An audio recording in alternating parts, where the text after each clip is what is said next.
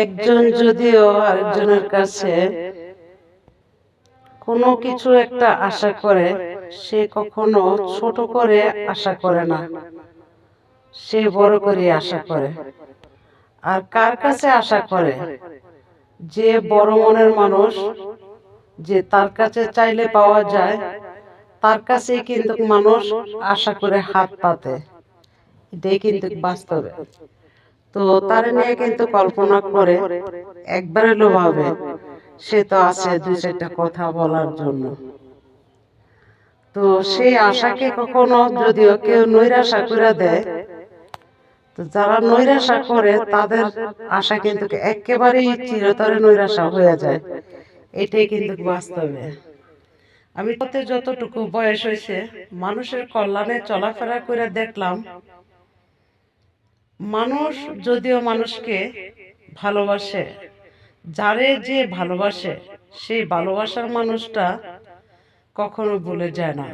ক্ষতি করতে চাইলেও সে একবারে লোভাবে, তার বিনিময়ে আমার এই হয়েছে, আমি কি করে তার ক্ষতি করব, তারে ভুলে যাব, বলতে গেলেও চিন্তা ভাবনা করে।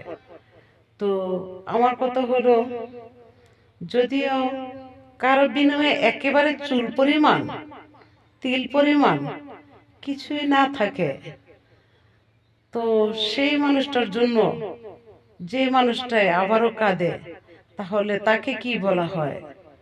তারই বলা হয় যে একটা মহান সঠিক মানুষ। একটা চুল পরিমাণ লবণ না খাইয়াও সে আমার পাছে পইরা আছে, আমার গুণে গেয়ে যাচ্ছে, তো সেই কিন্তু তার কাছে দামি হয়। এটা কিন্তু বাস্তবে। কি পাইলাম না, কি খাইলাম না, কি চাইলাম সেটা কোনো কথা না, কিন্তু সময়ে কিছু কথা এমনটা আসে এই কারণে যে আপনার জন্য যদি আমি গলা পানিতে নামতে পারি, জীবন দিতে পারি, আপনি কি আমার জন্য নখ পরিমাণ পানিতে নামতে পারবেন না? তা তো হয় না, তখন এই কষ্টটা হয়। এটাই বাস্তবে।